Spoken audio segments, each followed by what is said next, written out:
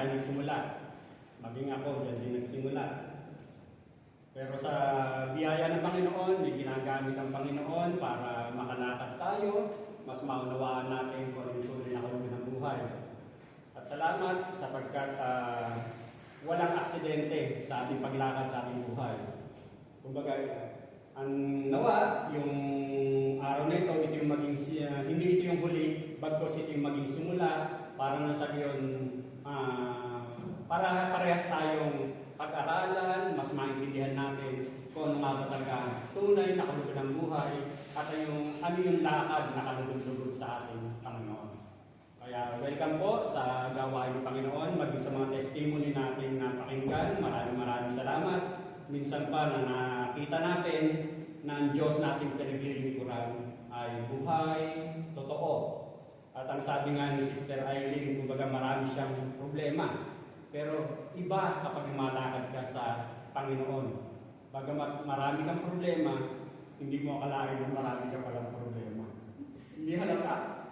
Ang sexy-sexy mo pa nga. Kaya purihin ng Panginoon at sapagkat hindi natin masusuperya ang mga hamon ng buhay kung wala tayong pinananampalatayanan na may Diyos, na may kontrol at nakakaalam ng lahat ng bagay sa buhay natin. Alora, ang ating pag-aaralan ngayon, kumbaga special topic o lalayo muna tayo ng konti sa ating series ng Colossians, pero hindi naman talaga siya lalayo. Kumbaga parang mas pagtutuunan lang natin ng panahon o oras sa sandaling ito, yung lesson na may bahagi dun sa pinag-aralan natin last week. Kung maaalala natin ang lesson natin last week, dun sa Colossians chapter 2, verse 1 to 5, ang sabi ron, that no one may delude you, at upang hindi kayo mailigaw ni numan. At doon, nakita natin na yung pangangailangan na kinakailangan natin laging maging alerto, mapagmatsyag.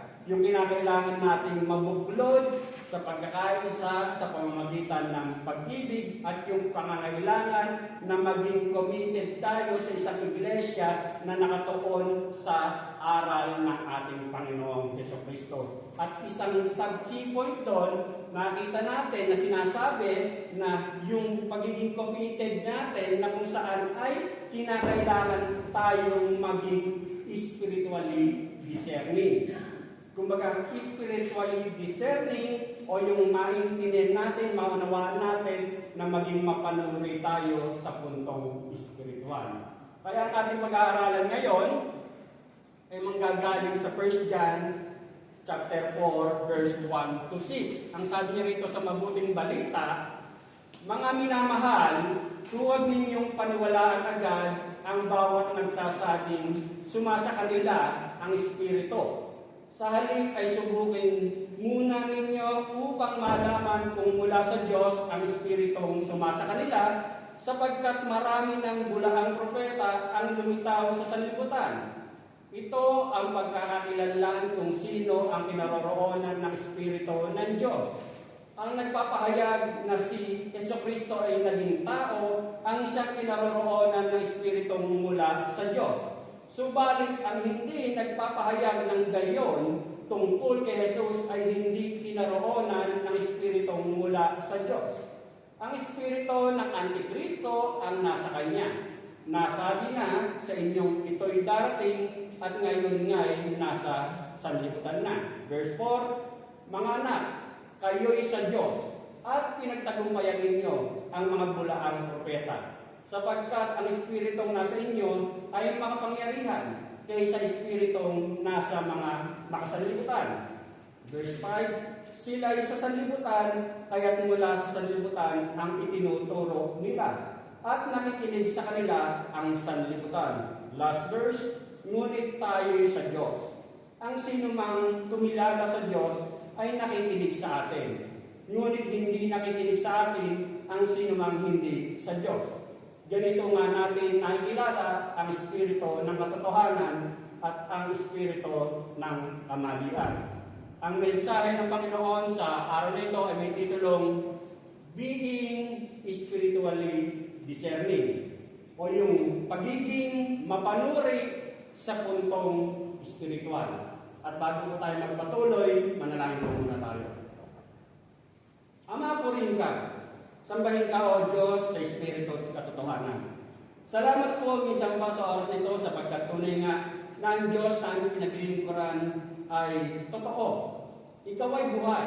Hindi ka nagbabago. Ikaw ang Alpha, ikaw ang Omega. Ikaw ang simula at ikaw ang wakas. Salamat po, O Diyos, sapagkat tunay nga na ikaw ang Diyos na nagpakilala kay Abraham, Isaac at Jacob. At maging sa mga oras nito, sa panahon namin, patuloy ka, O Diyos, na nagpapakilala sa amin. Patuloy mong ikinaunawa, O Diyos, ang tunay na kahulugan ng buhay. Salamat po, O Diyos, sapagkat tunay nga na walang aksidente sa iyo, Panginoon. Ang bawat nangyayari sa buhay namin, bawat oras, sandali ng aming buhay, Lord God, nakaplano ayon sa iyong nais. Ayon sa iyong layunin, Panginoon. Kaya nga po sa mga oras ito, minsan pa, patuloy po namin kinikilala na tunay nga, Lord God, banal ka, Panginoon.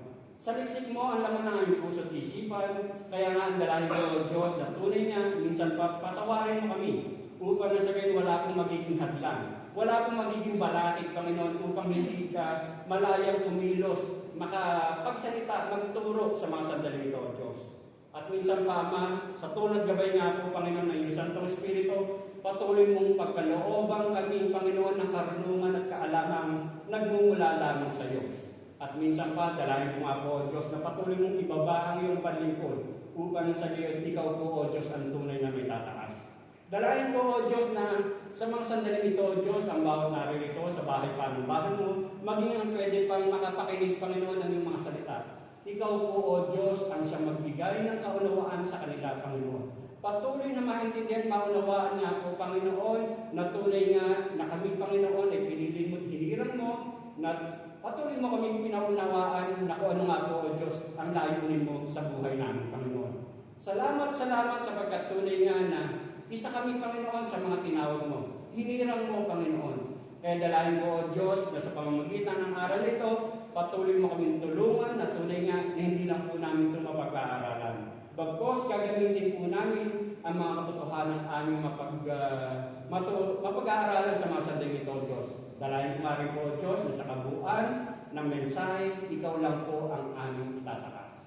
Ito po, Diyos, ang aking sandalangin na may pasalamat. In Jesus' name I pray. Amen.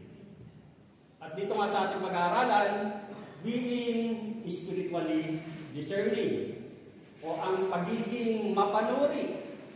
Ang pagiging mapanuri sa puntong espiritual. Kapag sinabi mo nga bang discernment, ano nga ba ang ibig sabihin ng discernment? Pag sinabi mong discernment, ang sabi niya rito, ability to decide between right and wrong. Yung kakayanan na ma-distinguish mo, malaman mo, makapag-desisyon ka ng tama sa mali. Yung kakayanan mong makapag-balanse, mabigyan kung ano ba yung talagang mas kalugod-lugod, ika nga, ability to judge well. Ngayon, ang ating mensahe may kinalaman sa spiritual discernment. Yung ability na mag-distinguish mo sa puntong spiritual. Ano nga ba yung spiritual discernment? Pag sinabi ng spiritual discernment, ang sabi dyan, spiritual discernment is the God-given ability to perceive and distinguish between truth and error. God-given ability. Kumbaga, ang Diyos ang siyang magbibigay ng kakayanan yan, katangian yan, na ma-distinguish mo between sa tama at mali, between masama at mabuti, between, sabi niya rito, and divine guidance versus human or deceptive influences. Kumbaga yung ma-distinguish mo na kung ano yung kalugod-lugod sa Diyos at yung laban sa pangkaraniwang kinasanayan sa mundong ating ginagalawan. It is closely linked to wisdom and understanding, enabling believers to walk in alignment, makalakad tayo ng naayon sa kalooban ng Diyos, and to guard against deception. Para maiwasan natin na malinlang ang bawat isa. Kasi nga, kung maaalala natin last week, ang pinag-aralan natin, upang hindi kayo maligaw ninyo nga. At ang sabi niya rito, it is essential element. Mahalaga siya sa isang mananampalataya, Christian life, rooted in obedience to God's word and dependence on the Holy Spirit. Yan ang spiritual discernment. Sa ating pag-aaralan, meron tatlong tayong ipopokus. Una, na pinapaalala sa atin, why we need to be spiritually discerning. Bakit nga ito mahalaga?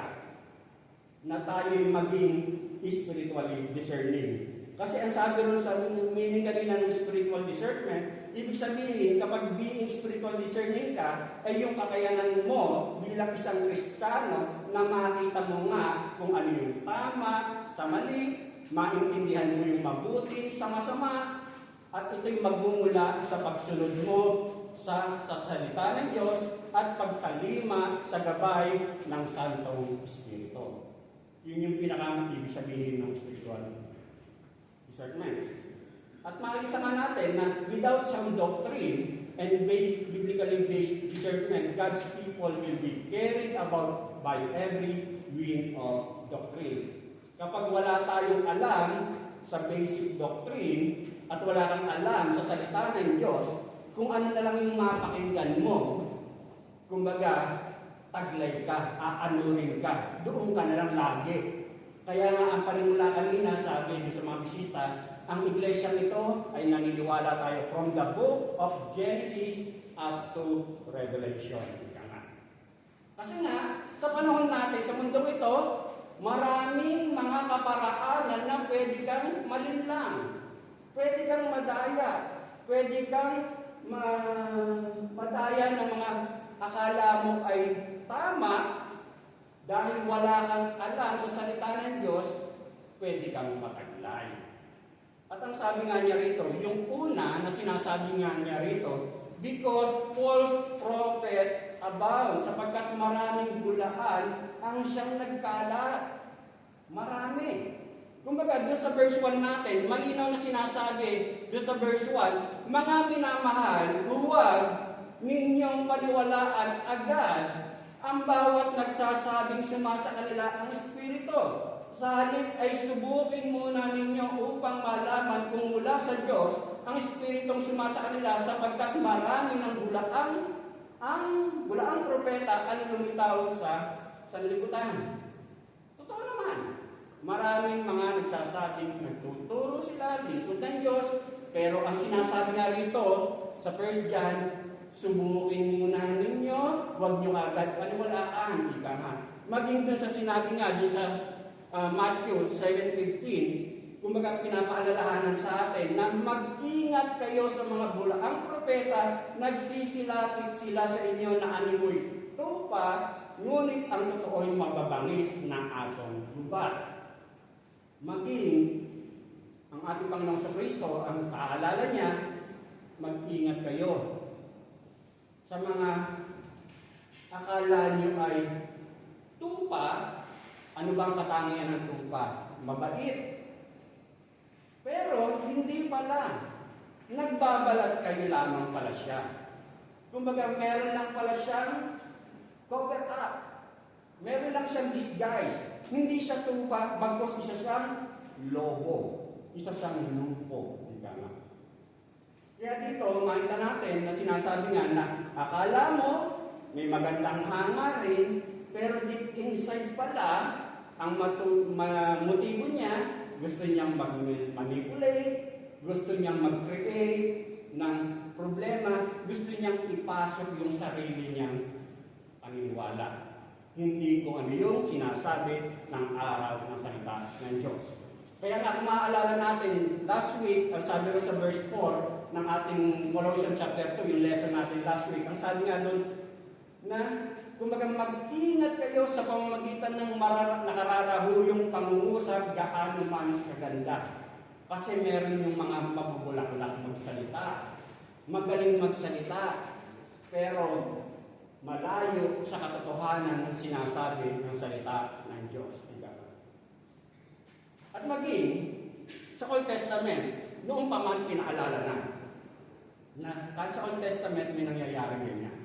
Ang sabi nga sa 13, 1-4 ng Deuteronomy, kung sa inyo'y may lumitaw na propeta o nagbibigay ng kahulugan sa panaginip, kumbaga, kasama nila. Ang sabi, kung sa inyo'y may lumitaw, ibig sabihin kasama na nila. At pagkatapos magpakita ng kababalaghan at hikayatin kayong maglingkod sa mga Diyos-Diyosan, huwag kayong makikinig sa kanila kahit magkatotoo ang kanilang hula. Yaon ay pagsubok lamang sa inyo ni Yahweh. Kumbaga parang sinusubukan lang kayo. Kung talagang iniibig ninyo siya ng buong puso, kaluluwa, siya lamang ang inyong sundin, magkaroon kayo ng takot sa kanya at sundin ninyo ang kanyang mga utos. Paglingkuran ninyo siya at manatili kayong tapat sa kanya. Anong sabi? Paglingkuran ninyo siya at manatili kayong tapat sa kanya. Kanino? Sa Diyos. Kumbaga, ibig sabihin, anumang mga aral, anumang mga salita na taliwas sa salita ng Diyos, mag-isip-isip ka. Kaya nga, kasi kung maaalala natin, last week, pinaalala sa atin na ano nga ba yung layunin ni Satanas? Ano yung layunin ng kaaway? Kumbaga, ang layunin niya, manlinlang, mandaraya, manukso. Ano yung layunin niya? Laging nakasalungat sa kalooban ng Diyos. Di ba yun yung napag-aralan natin last week na ang kaaway, kumbaga, ang layunin niya, manlinlang, mandaraya, manukso, at laging salungat sa kalooban ng Diyos. At maging, ang sabi rito sa Deuteronomy, kung sa inyo may lumitaw na propeta o nagbibigay, ibig sabihin may lumitaw, ibig sabihin kasama. Maging si Pablo, pinaalala niya, kung maaalala natin sa 2 Corinthians 11, 14, 15, pinaalalahanan ni Pablo ang iglesia ng Corinto na maging si Satanas, nagpapanggap siya na angel of light. Maging si Satanas, nagpapanggap na anghel ng kaliwanagan. Maging yung mga, tawag dito, lingkod ni Satanas, nagpapanggap siya ng lingkod ng katuwiran. Ibig sabihin, kasama. Kaya nga, mag-ingat ang sabi. At dito, pinapaalala rin sa atin na sa Philippians 1, 15-17, some, to be sure, are preaching Christ even from envy and strife. But some also from good will, the latter do it out of love, knowing that I am appointed for the defense of the gospel. The former proclaim Christ out of selfish ambition rather than from pure motives, thinking to cause me distress in my imprisonment. Kumbaga, pinapaalala, makikita mo na yung kaibahan. Kasi habang lumalakad, makikita mo kung ano ba talaga yung parang motibo niya. Puro ba yung motibo nung isang nagsasabing lingkod siya? Kaya dito sinasabi nga, huwag tayo basta-bastang maniwala sa kung anong sinasabing espiritu meron siya. Subukin muna natin at maging mapagbantay tayo at maging alerto tayo. Kasi, bakit? Kasi nga, maraming mga bulaan na lumilitaw. Pangalawa na pinapaalala sa atin, because truth and error really exist. Kumbaga, talagang merong totoo, may katotohanan at merong mali. Doon sa verse 6 ng ating text sa oras nito, ngunit tayo sa Diyos. Ang sino mang kumikilala sa Diyos ay nakikinig sa atin, ngunit hindi nakikinig sa atin ang sino mang hindi sa Diyos. Sa ganito nga natin nakilala ang espiritu ng katotohanan at ang espiritu ng mali. Ano sabi paalala? Kasi merong katotohanan, merong mali. Merong totoo, merong peke. Kaya kailangan natin masuri kung ano yung tama sa mali. Pero ang paalala sa atin dito, ngunit tayo sa Diyos. Kung may Kristo ka sa puso, tinanggap mo siya bilang personal Lord and Savior, sa Diyos tayo. Katulad ng inawit ng ating kapatid na kahit nagkulang tayo, nagkasala tayo, kumbaga, pinili kita, tinawag kita, pinagkalooban kita ng karapatang tawagin mo o Ama, sabi ng Diyos. Tayo, na may relasyon sa ating Panginoon sa Kristo, tayo ang mga tinuturing na anak ng Diyos. Isang biyaya. At ang sabi, ang sino mang kumikilala sa Diyos ay nakikinig sa atin. Ibig sabihin, nakikinig. Nakikinig sa salita ng Diyos. Hindi nakikinig sa atin ang sino mang hindi sa Diyos, kaya ganito nga natin nakikilala ang Espiritu ng katotohanan at ang Espiritu ng kamalian. Yung pangatlo na pinapaalala sa atin dito, because there is spiritual enemy. Meron talagang kaaway. Hindi natin nakikita. Kumbaga dito, tayo lang ang nakikita.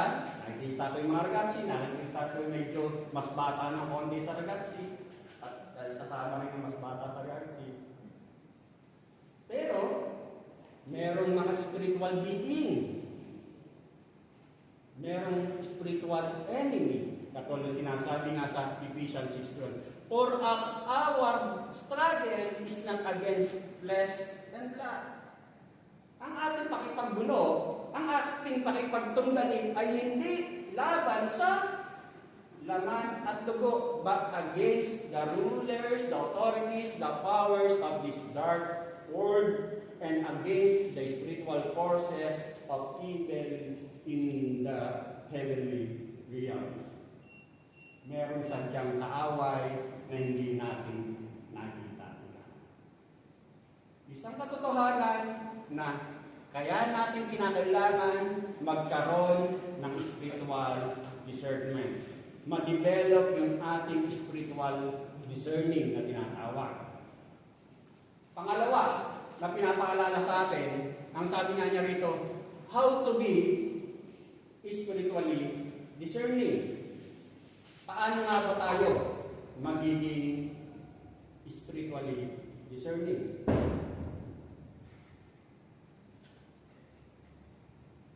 Una, ang sabi niya rito, know the word. Basic. Dapat may alam ka sa salita ng Diyos.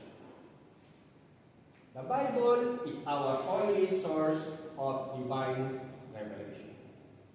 Ang aming Biblia, ang pinagmumulan ng ating aral, ng mga aral na ating pinananampalatayanan, mga aral na ating pinangahawakan.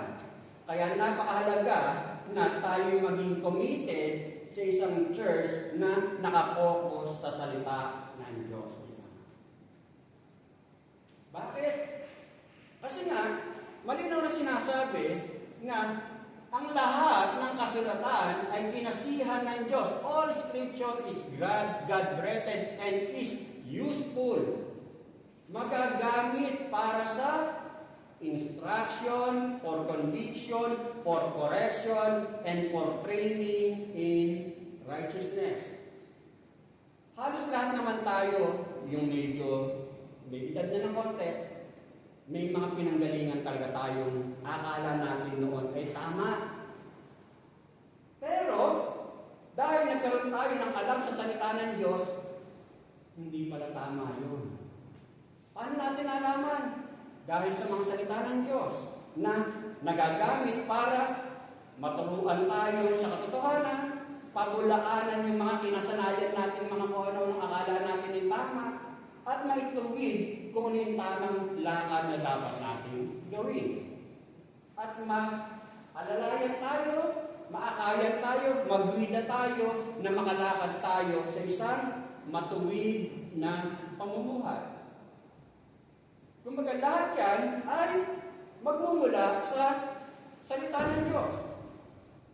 Kaya napakahalaga na dapat ay may alam tayo sa salita ng Diyos. Kasi nga, ang sabi kanina, para malaman mo yung tama at mali at hindi ka basta-basta maagos, matangay na dahil wala kang alam ay nakapakinig ka lang ng isang aral na ganito, hindi mo naman naintindihan kung bakit ipinaliwanag yun, saan makakaagad. Kaya ngayon yung lagi yung sinasabi na ang LJPF, kumbaga puno siya sa pag-aaral, kaya kumbaga yun yung mas maiintindihan mo kung ano ba talaga ang kalooban ng Diyos. Kung ano yung lakad na kalugod-lugod sa Kanya. Kasi nga, doon mo maintindihan na ang buhay talaga, katulad yung sinabi ng ating kapatid, kumbaga, mahirap talaga ang buhay. Mahirap. Bakit? Kasi, hindi naman talaga tayo taga rito eh. Hindi tayo taga rito. At dito, maintindihan mo na kapag may alam ka sa salita ng Diyos, alam mo kung paano mo harapin ang bawat sitwasyon na nangyayari sa buhay mo. May positibo kang pananaw sa pagharap sa buhay mo. Na ang lahat ng bagay na nangyayari, katulad nung binawit natin, na lahat ng bagay na nangyayari sa buhay natin, magkakalaki para sa ikabubuti ng kanyang mga hinirap. Hindi naman natin alam yun noon eh. Pero dahil sa meron tayong Diyos na pinananampalatayanan, meron tayong Diyos na mula noon hanggang ngayon, hindi siya nagbabago, mapangahawakan mo yung kanyang mga pangako. Na hindi kita iiwan, ni pababayaan mo. Katulad din, halimbawa sa 2 Timothy, chapter 4, verse 1 to 5. Ang sabi nga niya rito, inuutosan kita sa ngalan ng Diyos at ni Kristo Jesus na hahatong sa mga buhay at mga patay. Alang-alang sa kanyang pagparito at paghahari. Ipangaral mo ang salita ng Diyos, napapanahon man o hindi. Higayatin mo, pagsabihan at patatagin ang loob ng mga tao sa pamamagitan ng matyagang pagtuturo. Kaya napakahalaga na may alam ka sa salita ng Diyos. Mas maintindihan mo kung ano ba talaga ang ibig sabihin ng buhay. Verse 3, sapagkat darating ang panahon hindi na nila pakikinggan ng wastong aral. Sa halip susundin nila ang kanilang hilig, mangangaral sila ng mga turong walang ituturo, kundi ang mga bagay lamang na gusto nilang marinig. Totoo yan. Kasi may mga tao na kumbaga namimili. Namimili sila ng gusto lang nilang mapakinggan. Pero ang salita ng Diyos hindi. Kaya nga sinasabi ang salita ng Diyos, tatagos siya sa pagitan ng buto eh. Kasi, kumbaga talaga, itutuwid ka niya. Ipaunawa sa iyo kung ano yung tama at mali. Pero kapag yung sinasabi nga kanina doon sa text natin, na yung kasama natin, yung talaga may Espiritu ng Diyos, makikinig sa Kanya. At ang sabi sa verse 4, ibabaling nila sa mga alamat ang mga kanilang pansin at hindi na nila pakikinggan ng katotohanan. Kaya maging mapagpigil ka sa lahat ng oras, pagtiisan mo ang mga kahirapang dumarating sa iyo, gampanan mo ang tungkulin ng isang pangaral ng mabuting balita. Napapangiti ka na lang ano. Kasi sabi rito, verse 5, kaya maging mapagpigil ka sa lahat ng oras. Ang sinasabihan dito ni Pablo si Timoteo, isang taga-panguna, yang pastor ng iglesia. Ang sabi, pagtiisan mo at gampanan mo ang tungkulin ng isang mangangaral. Tundin mo ang mga tungkulin bilang tagapaglingkod ng Diyos. Pagtiisan mo ang kahirapan. Kasi nga hindi madali. Pagtiisan. Napag-aralan nga natin, di ba? Na iba't iba ang ugali, iba't iba ang gusto, iba't iba ang ayaw. Pero magsasama-sama yan sa isang iglesia, pangungunahan ng isang tagapanguna, talagang sasakit ang ulo mo. Ang sabi, pagtiisan mo. Pero sabi nga, magagawa mo naman yan sa tulong ng Diyos.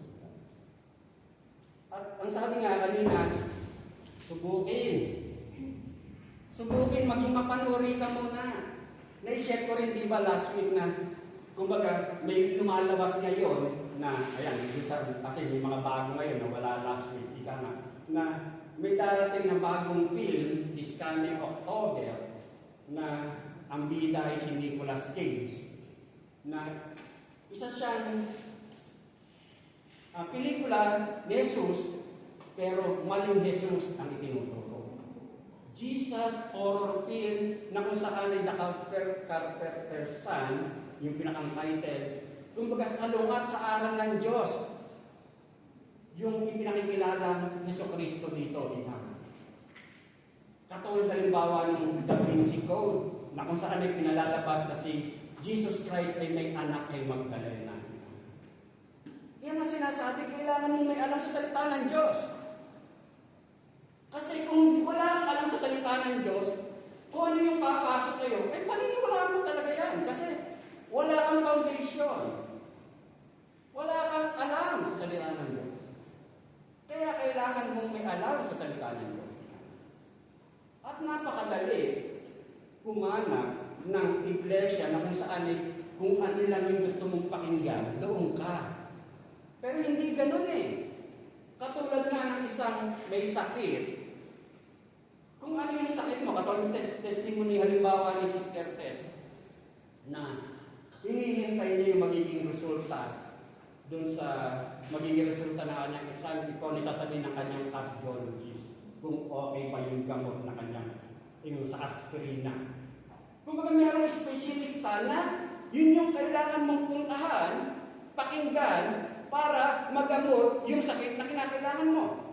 Ganon din sa isang tamang aral. Na lahat tayo nangangailangan ng tamang aral na bagamat masaktan ka, tamaan ka, pero yun yung kailangan mo para gumaling ka. Kasi nga sabi, kinakailangan yan para ituwid tayo, itama tayo, maging aral, bida natin, para makalakad tayo ayon sa katuwiran.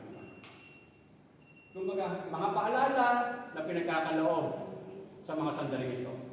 Pangalawa na sinasabi, live by the word. Mamuhay tayo sa salita.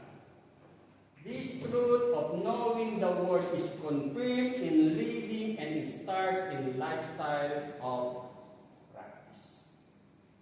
Kumbaga, hindi sapat na may alam ka lang sa salita ng Diyos. Sapagkat ang tunay na may alam sa salita ng Diyos, nakukonfirm sa pamamagitan ng kanyang pamumuhay. Kaya hindi sapat na, may alam ka. Salamat, may alam ka sa salita ng Diyos. Pero hindi sapat na may alam ka lang sa salita ng Diyos. Kasi nakukonfirm na kung talagang may alam ka, makikita sa epekto ng salita na pinaniniwalaan mo sa pamamagitan ng iyong pamumuhay. At dito, sinasabi, John's words in our text are absolutely vital for the preservation of God's truth because there are so many deceptive tactics na ginagawa ng tao. Mahalaga na may alam ka sa salita ng Diyos. Ngayon, preservation yun para yung katotohanan ng salita ng Diyos. Bakit? Kasi nga, maraming mga bulaan na naglipanan. Pero, ang sinasabi rin dito na talagang may alam ka sa pamamagitan ng pamumuhay mo. Katulad halimbawa, i-observe natin. Itong text natin na pinag-aaralan dito sa 1 John, kumbaga ang sumulat nito, walang iba si Apostol John, na siya rin sumulat ng Gospel of John, na siya rin sumulat ng the Book of Revelation.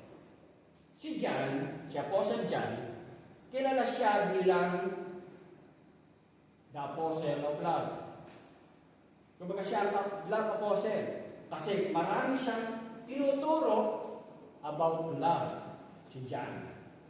At ngayon, makikita natin na bago isulat ni Apostle John, itong ating pinag-aaralan dito sa 1 John chapter 4, sumulat muna si John sa chapter 3, verse 23 ng 1 John. Ang sabi niya rito, bago siya dumako dun sa lesson natin ngayon, sumulat muna sa chapter 3, verse 23, and this is His commandment, that we should believe in the name of His Son, Jesus Christ, na kinakailangan natin maniwala sa Kanyang anak na si Jesucristo, and we should love one another just as He commanded us. At ang utos niya, na kinakailangan natin mag-ibigan ang isa't isa, katulad ng tinuro niya sa atin. Kumbaga yun yung itinuro muna ni John doon sa chapter 3 ng 1 John. Ngayon, mahalaga mag-love one another. Mag-ibigan tayo sa isa't isa. Kasi marami tayong magkakaiba. Marami tayong mga age bracket, marami tayong pinasanayang kultura sa kanya-kanyang probinsya. Ika nga. Marami tayong differences. Kaya mahalaga ang mag-ibigan sa isa't isa para yung differences natin ay mapunan. Magkaisa tayo. Mabuklod tayo sa pagkakaisa. Mahalaga yan. Ngayon, makikita mo na pagkatapos ituro ni John sa chapter 3, yung love one another, ang itinuro niya sa chapter 4, verse 1, mga minamahal, huwag ninyong paniwalaan agad ang bawat nagsasabing sumasa kanila ang Espiritu, sa halip ay subukin muna ninyo upang malaman kung mula sa Diyos ang Espiritong sumasa kanila, sapagkat marami ng bulaang propeta ang lumitaw sa sanlibutan. Bakit? Bakit sinabi ni John yun? Kasi nga, ang tinutukoy ni John dito ay yung mga bulaang tagapagturo. Yung mga akala mo'y tupa, pero lupo. Kaya, makikita natin na it is significant that this warning, paalala, babala, comes in the midst of John's discourse about love, because false spirits tend to make a great deal of the subject of love. Kasi maraming mga kulto, every divine group, every false movement makes it appear in the name of love. Kumbaga, love, love, love. Pero dapat natin maintindihan, love is not compromising. Kasi nga sabi kanina, dapat alam mong ma-discern mo between right and wrong, truth and error. Katulad halimbawa, kaya nga dapat meron kami batayan. Ang sinasabi ng salita ng Diyos, dalawa lang ang sexes, males and female. Kapag yung marami ng kung ano-anong lumampas doon, hindi na tama. Pagkasalanan, kasalanan. Kaya nga sabi, balancing love over truth. Kumbaga, kapatid, kababayan, kapamilya, kapuso. Kumbaga, hindi tama yan. Mahal kita, kaya itinuturo ko lang sa iyo kung ano yung tama sa batayan ng Diyos. Huwag tayong panahon ngayon, usong-uso ngayon sa social media. Bakit pinatay si Charlie Kirk? Si Charlie Kirk, kumbaga, matibay ang kanyang pag-share na against talaga siya sa tinuturo niya na mali talaga ang pride, rainbow pride, ika nga. Kasi male and female lang naman talaga eh. Kumbaga, pinatay siya, he was assassinated, pero hindi naman talaga siya assassinated. He was martyred. Mas naging martyr siya. Bakit? Mas naging malakas ang loob ng iba na magpahayag ng katotohanan ito. Kumbaga, discerning truth over error. Kumbaga, ipanaw-nawa, mahal kita. Kaya tinuturo ko na mali yung ginagawa mo. Hindi kalooban ng Diyos yan, isinasapamuhay mo. Kumbaga, ipinaunawa sa atin, maging sa 1 Timothy 4:1, sabi nga niya rito, now the Spirit speaketh expressly that in the latter times some shall depart from the faith, giving heed to seducing spirits and doctrine of devils. Maliwanag ang sinasabi ng Espiritu, sa huling panahon, iiwan ng ilan ang pananampalataya. Susundin nila ang mandarayang Espiritu at ang mga aral ng diablo. Kumbaga, hindi naman sa pag-ano, yung mga medyo abante in age, kitang-kita talaga ang diferensya ng panahon ngayon sa panahon noon. Kumbaga talaga, hindi naman sa pag-ano, parang normal na lang na sumagot-sagot sa magulang, yung normal na lang na tawag dito, baliwalain yung mga pangaral. Normal na lang na parang ito yung tinuturo ng mundo, ito yung tatanggapin mo. Hindi na pinangahawakan, nawawala na yung values and morality. Dati noon sa pag-aaral namin, meron pa kami tinatawag na GMRC. Good Moral and Right Conduct. Kung hindi nyo na nabutan yun, di bata pa kayo. Pero ngayon wala na. Kung ano yung gusto mong gawin, kung ano yung karapatan mo, yun yung masusunod. Ito ako akin ko to, buhay ko to Pero sa Diyos, hindi. Merong Diyos na lumikha sa iyo. Merong Diyos na kaya ka nilikha para i-glorify siya. Kaya nga dito ako sinasabi, discernment is essential because Satan and his forces are at work in the world. Totoo. Kumbaga, napakaraming mga panlilinlang, pandarayang ginagawa ang kaawa. True faith is not blindly into the dark. Yung isang tunay na pananampalataya ay hindi yung para bang taktatakpan mo, sang-ayunan mo na alam mo mali. It examines its object carefully before putting trust in it. We need spiritual discernment because Satan and his forces are alive and well, promoting error at every opportunity. Katulad halimbawa, usong-uso ang social media sa panahon natin ngayon. Noon naman, wala social media. Mabuti na punta pa namin.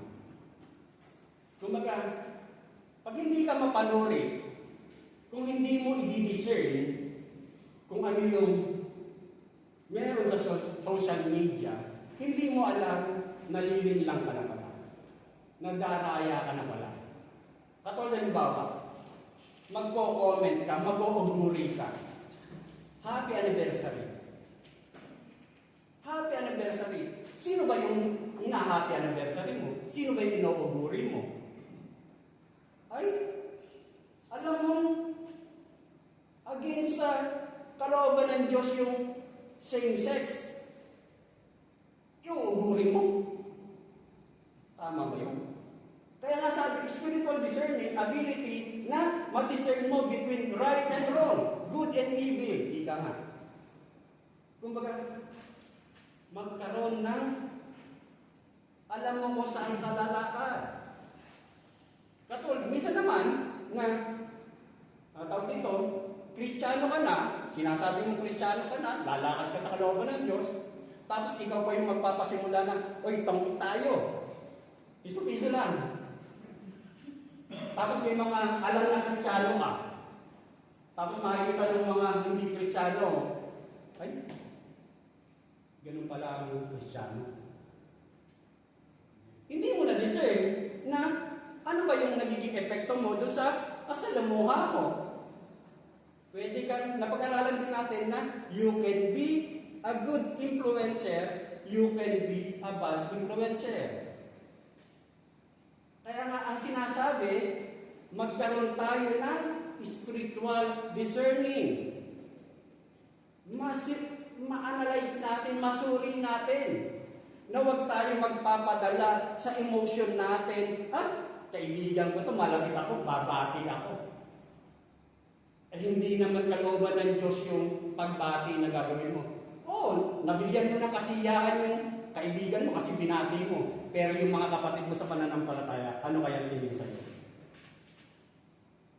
Lalo na, ano bang tingin ng Diyos sa ginawa mo? Napapurihan mo ba siya? Naparangalan mo ba siya? Siyempre hindi. Kasi nga, ang sinasabi, spiritually discerning, makikita mo yung kakayanan mo na makapag-analyze, makapag-distinguish ng truth over error, between good and evil. Kumbaga, yan yung mga pinapaalala sa atin. Pangatlo na pinapaalala sa atin, pray for increasing discernment and wisdom. Ipanalangin natin na umunlad tayo, magawa natin na mas maging mapanuri tayo, mas magkaroon tayo ng kakayanan, karunungan, na ma-discern kung kalooban ba o magbibigay kapurihan ba sa Diyos yung gagawin ko. Ang sabi nga niya rito, discernment is evident in response. Kumbaga, makikita yan kung paano ka nagre-responde. Doon sa verse 4 ng ating text sa hapong ito, ang sabi nga niya rito, mga anak, kayo'y sa Diyos. Kumbaga, ibig sabihin, Kristiyano na, mananampalataya na. Mga anak, kayo'y sa Diyos at pinagtagumpayan ninyo ang mga bulaang propeta, sapagkat ang Espiritong nasa inyo ay makapangyarihan kaysa Espiritong nasa mga makasanlibutan. Ibig sabihin, mas makapangyarihan yung meron ka. Yun yung sinasabi, pinapaalala ni John. At ang sabi nga niya rito, Christianity is not just, yung pagiging Kristiyano ay hindi lamang, is not just a matter of subscribing to certain creeds or doctrine na paniniwalaan mo, yung mga bagay na yan, bagamat importante yan. It is a matter of being born of God so that you receive new life from Him and become His child. Kumbaga, bagong buhay mula sa Kanya. This new birth is absolutely essential if you want to be able to understand and hold to the truth. Mahalaga yan. Kumbaga, at dito, kung susuriin mo yung text natin na pinag-aaralan natin sa hapong ito, dito, paulit-ulit sinasabi ni John, dun sa verse 1 to 6, paulit-ulit niyang sinasabi, mga anak, mga kapatid, kayo'y sa Diyos. Kayo'y sa Diyos. Kayo'y sa Diyos. Kayo'y sa Diyos. At yung hindi, wala sa Diyos, sila'y sa mundong ito. Inuulit-ulit niya. At kung titingnan din natin sa 1 John chapter 2, verse 27, but the anointing which ye have received of Him abideth in you. Kumbaga, nasa sa atin na ang Espiritong ipinagkaloob na ni Kristo sa inyo, at habang siya'y nananatili sa inyo, hindi na kailangang turuan kayo nino man. But as the same anointing teaches you of all things and is truth and is no lie, and even as it hath taught you, ye shall abide in Him. Ang sabi niya rito, ang Espiritu ang nagtuturo sa inyo sa lahat ng bagay at totoo ang itinuturo niya. Kasi nga, ang isang Kristiyano, ang isang mananampalataya, nasa sa kanya na ang Santong Espiritu na siyang magtuturo sa isang mananampalataya. Kaya ang pinapaalala sa atin dito, isa ka ng bago. Bago ka na, kapatid. Kaya ang pinapaalala sa atin, ngayon pa lang, yun na yung isa pang buhay mo, bago ka na.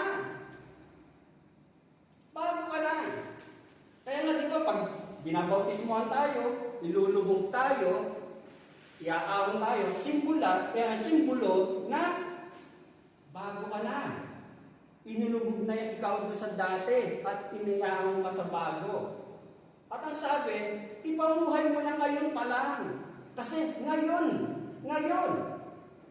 Kumbaga, but the anointing which ye have received. Kumbaga, nangyari na. Naganap na. Nasa iyo na. Isa pamuhay mo na. Sa verse 5, ang sabi nga niya rito, sila'y sa sanlibutan, kaya't mula sa sanlibutan ang tinuturo nila sa kanila. Kumbaga, yun yung mga hindi mananampalataya. Those who teach error and those who follow their teaching are from the world.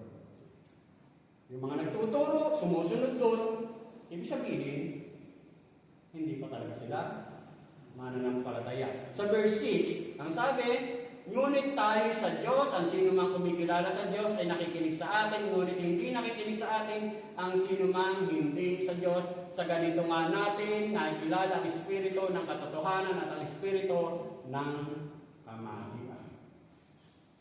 The measure of which to measure discernment. Yung batayan, kung paano natin masusuri ang isang bagay, ang sabi, the one who knows God, ang tunay na nakakakilala sa Diyos, nakikinig sa Kanya. He who is not from God does not listen to us. At yung hindi nakikinig, malinaw na hindi siya sa Diyos. Yan ang aral na itinuturo ni John sa mga sandali nito. Ibig sabihin, kung kanino ka kabilang, ibig sabihin, kahalintulad ka noon. Hindi ka dapat nakita. Kasi nga, doon mo malalaman na talagang may alam ka, depende sa pamumuhay na ginagawa mo. Pangatlo, what are some tests for discerning the spirits? Kumbaga, paano natin malalaman? Una, pinapaalala sa atin, is the incarnation of God into human flesh announced and embraced. Doon nga sa verse 2-3 ng ating text, ito ang pagkakakilanlan kung sino ang kinaroroonan ng Espiritu ng Diyos ang nagpapahayag na si Jesucristo ay naging tao at ang siyang kinaroonan ng Espiritu mula sa Diyos, subalit ang hindi nagpapahayag ng gayon tungkol kay Jesus ay hindi kinaroonan ng Espiritu mula sa Diyos. Ang Espiritu ng Antikristo ang nasa Kanya, nasabing nasa inyong ito'y darating at ngayon nga'y nasa sanlibutan na. Kumbaga, mahalaga yan na dapat nating paniwalaan na ang ating Panginoong Jesucristo ay Diyos na nagkatawang tao. Dapat nating paniwalaan niya. At ang sabi, kapag hindi mo, ang sabi niya rito, subalit ang hindi nagpapahayag ng gayon tungkol ay hindi kinaroon ng Espiritu mula sa Diyos. Ibig sabihin, kung hindi pinapahayag yan, hindi mo pinaniniwalaan, hindi mo inaakap ang katotohanan yan, kumbaga, sa mundong ito ba? Kumbaga, dapat pinaniniwalaan mo ang katotohanan yan, na ang ating Panginoong Jesucristo ay Diyos na nagkatawang tao.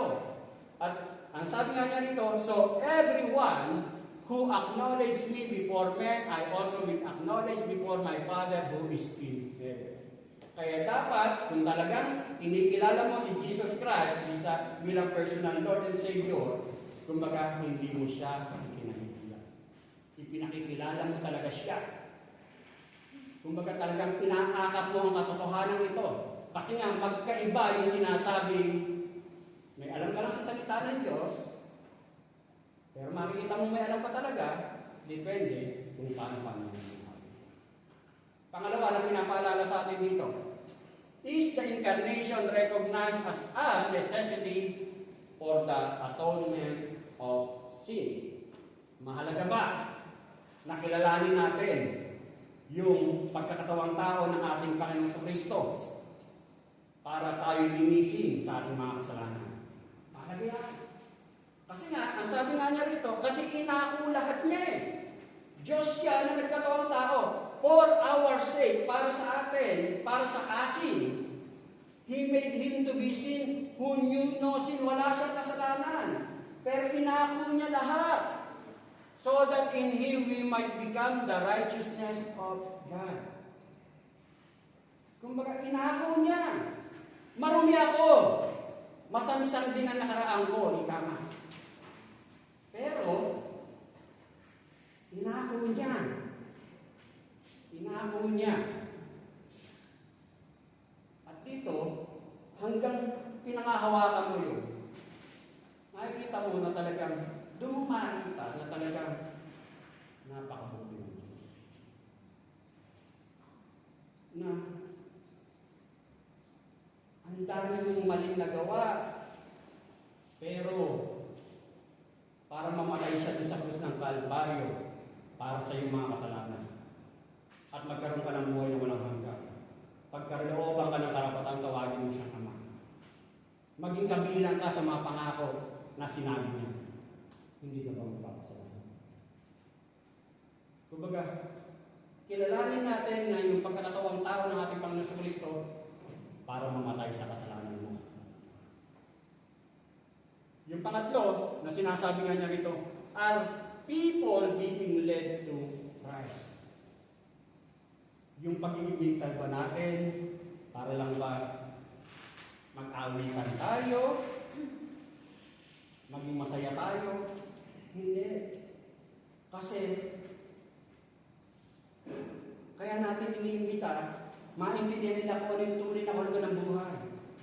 Kasi, kung wala rin nag-imbita sa amin, sa mga nakaraan namin, hindi namin maintindihan na talaga tanging si Jesus lang ang daan, ang katotohanan, at ang tunay na kahulugan ng buhay. Siya lamang. Buhay dito sa mundong ito, ano mang pinamumuhay natin dito, hindi masasayang kasi dito magsisimula pang walang hanggan ang ating nag-aalala. Naghihirap mo tayo rito, pansamantala lang yan, kasi biblically sinasabi, nakikiraan lamang tayo. Pang-apat na pinapaalala sa atin, are people being led to cherish and embrace the kingdom of God over the world. Kumbaga, mas ipinakikilala ba, mas ipinaunawa ba, na mas dapat nating pahalagahan, akapin ang kaharian ng Diyos, ang kingdom of God, kaysa sa mundo ito. Kasi nagiging problema nga, kaya hindi mo magawa. Masyado kang atakato sa mundong ito na pansamantala lang. Pero kung tunay kang Kristiyano, iiwan mo lahat yan. Kaya nga sinasabi sa 2 Corinthians 4:18, kaya't ang paningin namin ay nakatuon sa mga bagay na di nakikita at hindi sa mga bagay na nakikita, sapagkat panandaliin lamang ang mga bagay na nakikita, ngunit walang hanggan ang mga bagay na di nakikita. Kumbaga, mas makita mo na, oo, hindi totoo po sa sitwasyon ko ngayon. Oo, minsan may mga bagay na nadi-displace ko ako, nadi-discourage ako. Oo, minsan ang tagal-tagal na niya kasama mo sa pagiging Kristiyano, pero pasaway pa rin siya. Pero sabi, pag-iisan mo siya. Pero bakit? Kasi doon ako nakatingin. Doon tayo nakatingin. Kasi biyaya rin lang na maintindihan mong namatay si Jesus Christ. Hindi lang ikaw, maging siya para siya magkaroon ng buhay. Panlima, is there a commitment to the Word of God as delivered by the apostles? Meron bang talagang nakapokus, nakatuon sa mga aral na kung saan ay ang mga apostol ang siyang pinagkatiwalaan ng ating Panginoong Jesucristo? Yung commitment to the apostles' teaching na tinatawag. Kasi nga, maraming bulaan na sinasabing tagapagturo, ika nga. Pero ang pinakang dapat natin panghawakan ay kung ano yung talagang iniwang aral ng mga apostol. Kasi the apostles were entrusted with the special authority to lay the foundation of the church through their witness and teaching about the Lord Jesus Christ. Kasi yung mga apostol na to, sila yung mismong nakasama ng ating Panginoong Jesucristo, sila yung mismong naturuan ng ating Panginoong Jesucristo, sila yung mga sumulat ng mga iniwang pinag-aaralan natin hanggang ngayon, ika nga. Sila yung pinagbilinan. Kaya nga, kumbaga dapat doon tayo nakatutok sa kung ano yung aral na iniwan ng mga apostol. Kung maaalala natin sa Matthew 16 to 18, ito yung nung tinanong ni Jesus Christ si Pedro kung sino siya. Ang sabi ni Pedro, and Simon Peter answered and said, "You are the Christ, ikaw ang Kristo, the Son of the living God." At ang sagot ni Jesus Christ, and Jesus answered and said to him, "Blessed are you, mapalad ka, Simon, anak ni Barjona, because flesh and blood has not revealed this to you, but my Father who is in the heavens." Kumbaga, kaya niya nabanggit yun, kasi mismong ang Diyos ang nag-reveal ng katotohanan yun kay Pedro. And I also say to you that you are Peter, and upon this rock I will build my church, and the gates of Hades shall not prevail against it. Mismong ang mga apostol na nakasama ng ating Panginoong Jesucristo, naturuan niya, naka-witness ng mga ginawa ng ating Panginoong Jesucristo nung siya'y nabubuhay pa rito sa lupa. Ika nga, sila yung talagang nakaalam, nakakita, naranasan ng mga ginawa ng ating Panginoong Jesucristo. At dito, kumbaga, yung mga aral na itinuturo nila, dapat nakatuon din tayo doon sa mga aral na yun. At ang sabi nga sa 1 John 4:6, ang sabi, we are of God. Kumbaga, sabi ni John, he that knoweth God heareth us, he that is not of God heareth not us. Hereby know we the spirit of truth and the spirit of error. Kumbaga, makikinig sa atin ang yung tunay na kumikilala sa Diyos, makikinig sa mga aral ng mga apostol. At dito, kumbaga, hindi lang basta tawag dito, nung binilinan, tinuruan ng ating Panginoong Kristo yung mga apostol na to, pinagkalooban sila ng Santong Espiritu para magawa nila yung ministry na pinagkatiwala sa kanila. So John 14:26, but the Advocate, the Holy Spirit, whom the Father will send in my name, will teach you all things and will remind you of everything I have said to you. Kaya nga ang isang mananampalataya, nasa sa Kanya ang Santong Espiritu. We have the teaching preserved in the New Testament. At yung mga pinag-aaralan natin, aral ng salita ng Diyos, mula sa mga aral na naiwan sa pamamagitan ng sulat ng mga apostol, nasa sa mabuting balita na ating pinag-aaralan hanggang ngayon. At ang paalala, kumbaga, maging tayo, ang paalala, you too are being built in Him. Kasama ka. Kung Kristiyano ka, kasama ka. You too are being built in Him along with the others into a place for God's Spirit to live. Kung ano yung tinuturo ng Santong Espiritu na meron ka, kumbaga, yun ang dapat natin isapamuha. Without that standard, every person becomes his own measure of truth.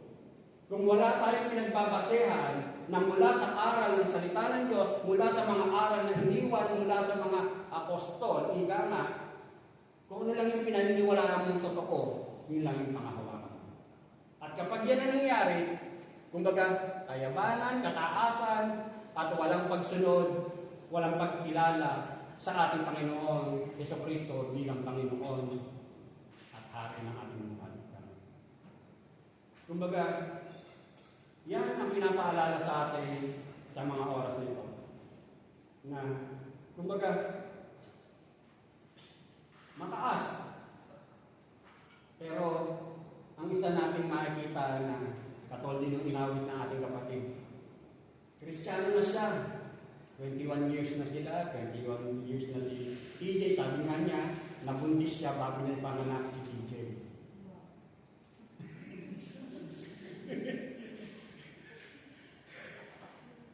Kumbaga, ang isang katotohanan na kahit Kristiyano ka, may mga oras na napopol short ka pa rin. Nagkakasala ka pa. Pero realidad yun eh. Kasi nga narito pa tayo. Oo, pinatawad na tayo.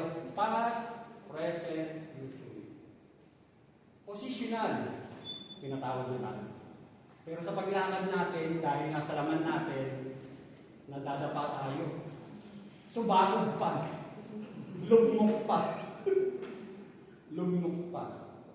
Pero ang Diyos natin pinaglilingkuran, God of mercy. God of forgiveness.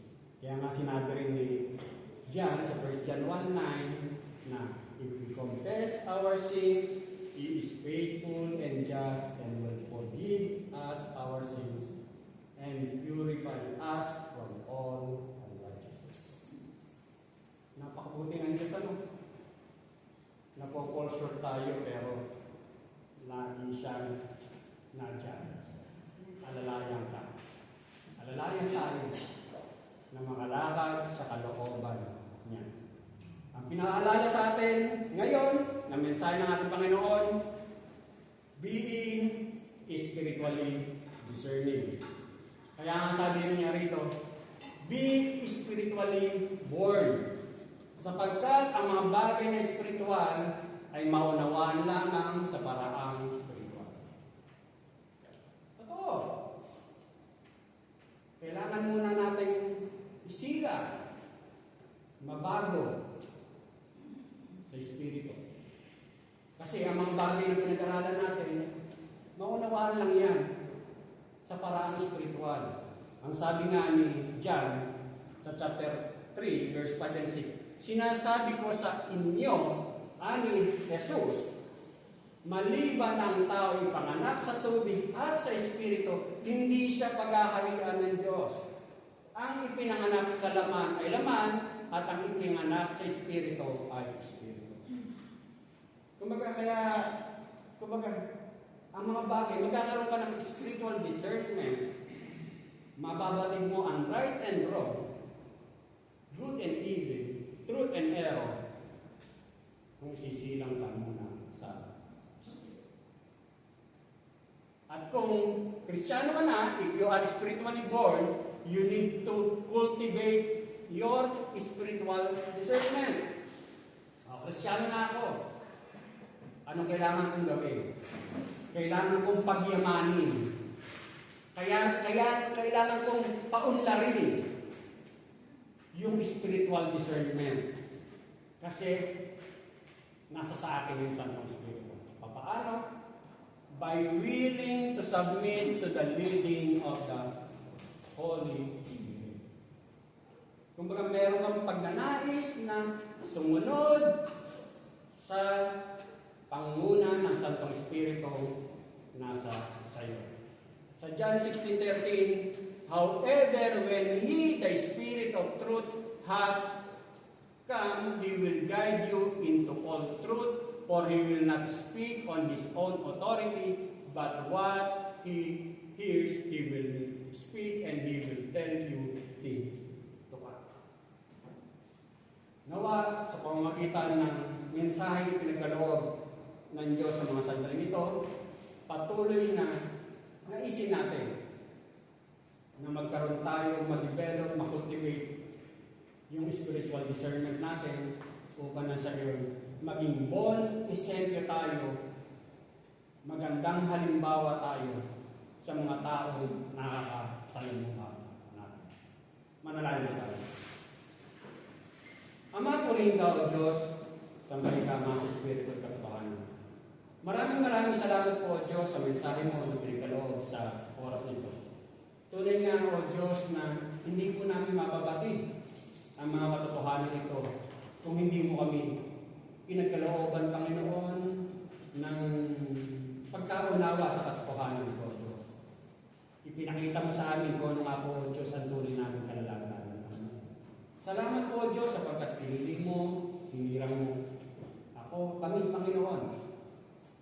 naiintindihan po namin kung ano yung bagay na kalugod-lugod sa iyo.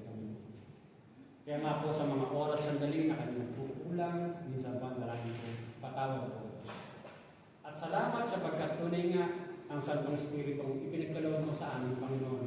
Ang siyang patuloy na nagpapaalala sa amin ng mga bagay na magbibigay kaluguran sa kalooban ng Panginoon. Salamat po. Minsan pa, Panginoon, sa ilang po pinamataas ng papuri para magpagsamba sa tayong panganlamang ng iyong accusations ng Panginoon at sariling tagapagligtas. Amen. Patuloy po tayo manalangin. Pinalangin po natin